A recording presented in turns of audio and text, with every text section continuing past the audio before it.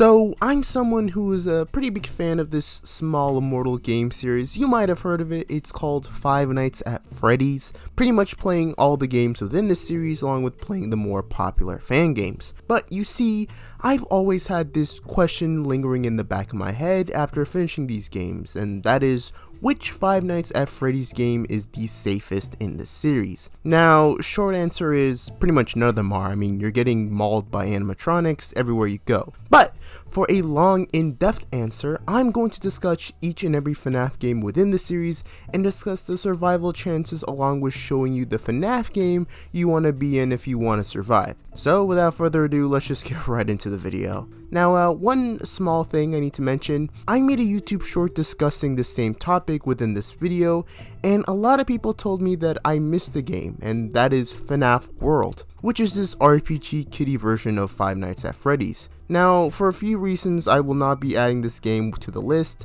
seeing how the level of survival doesn't really come close to any of the other FNAF games. Plus, FNAF World does not feel like your life is on the line. Like, who am I supposed to be scared of? This guy? Anyway, let's just start this off with the first game within the franchise, Five Nights at Freddy's 1. The classic game that started it all. Now, if you're a fan or just played the game, your survival chances are within a 50-50 range. You're stuck in a 4x4 security room where you're able to close doors and check the camera to survive against the, 6'4", 6'5" metal animatronics with the souls of children that want revenge. Plus, there's like, 5 of them? You got Freddy, Bonnie, Chica, Foxy, and Golden Freddy.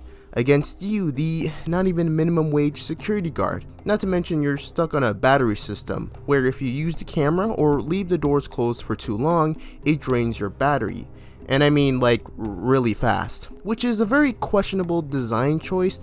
If you got animatronics trying to kill your employee, why would you put them in a room where it runs on a shitty battery system? Now, the good news is, it's very easy to get rid of the animatronics like Bonnie and Chica and Foxy, seeing how if you just close the door at the right time, it pretty much gets them. The only issue is, again, the security system runs on a shitty battery system that runs out eventually. Plus, you're the one that decides to come for another 5 nights, so you must have pretty big balls. Now, I know you don't really have a choice on when you can come and leave, but in a realistic state, once the phone guy told me that the animatronics moves at night, I'm out. Like, fuck that $120 paycheck. But yeah. I won't say though where I rank this game on a survival state, seeing how I want to go through all the games and surprise you all at the very end. But yeah, let's just go right to the next game within the series, Five Nights at Freddy's 2. Seeing how it's the second game, we have twice as many animatronics. Isn't that fun? Not only that, but you got promoted. You went from having 2 doors within your security room to protect you from the killer robots to now no doors. It's just this wide open hallway. Who the hell designed this building? You also have vents in which the animatronics can crawl into, and you got this Freddy mask, which pretty much tricks the animatronics into thinking you're one of them. Which is great and all, but you know, Foxy can see right through that trick. And trust me, Foxy does not fuck around. You also have to worry about these new animatronics, specifically one called the Puppet, and in order to make sure it doesn't kill you, you gotta wind up this music box. I don't really know why this stops it from killing you.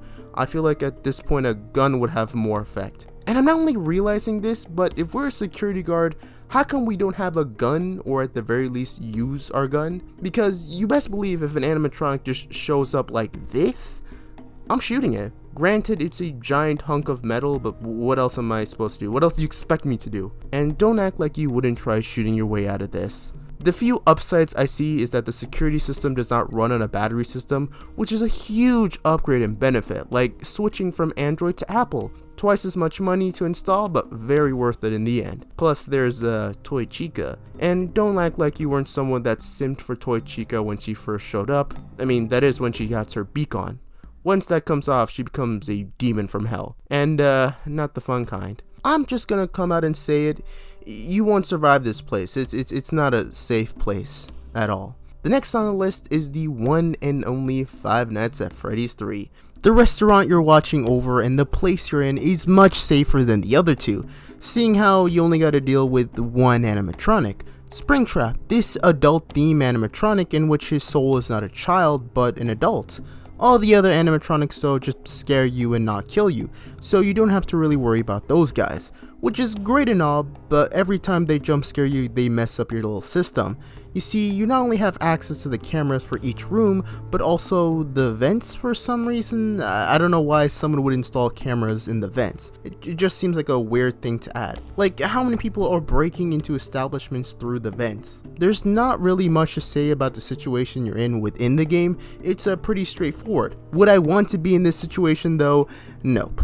Now, I think the situation where Five Nights at Freddy's 4 takes place is probably the most fucked up, because you went from surviving from killer animatronics in your workplace to surviving killer animatronics in your house, which is not only 10 times worse but also 10 times creepier. But at this point you just come to the realization that you're not safe anywhere. To make matters worse, you don't have a surveillance system to check where the animatronics are, and the only way to check if they're coming to get you is by creaking the door open and shining the light at them. I also forgot to mention that the animatronics have nightmarish looks. Why? That's just a mystery to me. Now, the whole thing about FNAF 4 is that you're this kid and all the stuff you're seeing is like an illusion or a dream or something like that. There was some mention of the Bite of 87, like some deep lore stuff. I'm not Matt Pat, so for the sake of this video, we're just gonna go with the theme that everything is real. Because again, we're playing this out if you were the kid in this situation to figure out which FNAF game is the safest. So you would think this is happening for real. So it is in this case. Don't know where the parents are in this situation. I feel like mommy and daddy can help us out, but whatever, man. Personally, I would just jump out the window because I have a better chance of gravity taking me down 2 stories than me having to deal with the spooky animatronics that want me dead. Fun little fact about Five Nights at Freddy's 4, this was actually thought to be the last game within the FNAF series, seeing how it was called the final chapter, but of course you can't end a game series that is making you bank. So we ended up getting the 5th installment in the Five Nights at Freddy's series, Five Nights at Freddy's Sister Location. This is actually the first FNAF game that not only brings a story, but has the animatronics talk, which I guess also makes them more smart. The area that you're in is actually this place where the animatronics get made, along with the fact that the place that you're in is underground, and your only way out is through an elevator. Now, thankfully there are a few places to hide, but there's not really a good hiding spot seeing how the animatronics pretty much know where you are. One animatronic in particular, called Circus Baby, is the one that pretty much does all the talking and pretty much likes to play a game with you. At first it seems like you can trust her, but as the story goes on, it's pretty clear she just wants you. And not in a sexual way, more in the way that she wants to get inside your skin. Literally. Personally, I would have not trusted the talking animatronics, seeing how that's not a normal thing. Like, animatronics should not be able to talk like regular people and make their own choices. That's some like iRobot level type of creepy. But again, what do I know? I'm just a regular Joe that gets paid lower than minimum wage. There are many rooms within the place that you're in, for each animatronic has their own place, which means there are a lot of places to hide. But again, the place pretty much belongs to the animatronics, so I would not take any chances. Plus, they're much more active on the killing part. I mean, they killed like 2 employees that were set on fixing them because they kept breaking down, and I guess they didn't like that, so this happened. Yeah, this is not a fun place to be, my friends. The next game on the list is kind of a different way to play FNAF. It's still got the whole animatronics trying to kill you, but this time you run the show with your own corporate business, running Freddy Fazbear's Pizza Place. That's right guys, we are no longer security guards, we have upgraded to the good life. The only issue is that the way we get the animatronics from the restaurant is we end up taking them off the streets, like Scrap Baby and this messed up version of Springtrap, among some other animatronics I just forgot the name of. It's all about saving money, so you're bound to cut some corners along the way. There's not a security system to check on the animatronics, but rather this time the animatronics are trying to get you through the vents.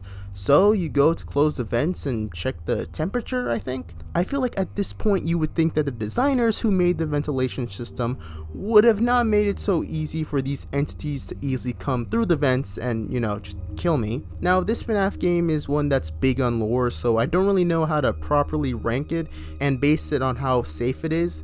I mean, at the end of the game, you pretty much get burned alive with all the other animatronics, and Henry, the guy who trapped the animatronics and set the place on fire, said that there was a way out planned for us, but he thought that we didn't want to escape, which, lore aside, is probably one of the dumbest things to think. Like, who just assumes, oh, this guy happens to work here? Well, he wants to die in a fire with me, along with the killer animatronics that have the souls of children. Who thinks that? Like, who thinks that? But, yeah. Okay, this video is getting kind of long, so time for a fire round. Five Nights at Freddy's Ultimate Custom Night. This is pretty much everyone who's played the FNAF game worst nightmare, because you went from dealing with a handful of animatronics per game to pretty much all of them, along with a few new ones. But hey, at least your security office got an upgrade. Also, I'm pretty sure lore-wise, you're in hell or something like that. Five Nights at Freddy's Help Wanted. It's pretty much a VR version of the FNAF games, and you think since it's a simulation that you're safe.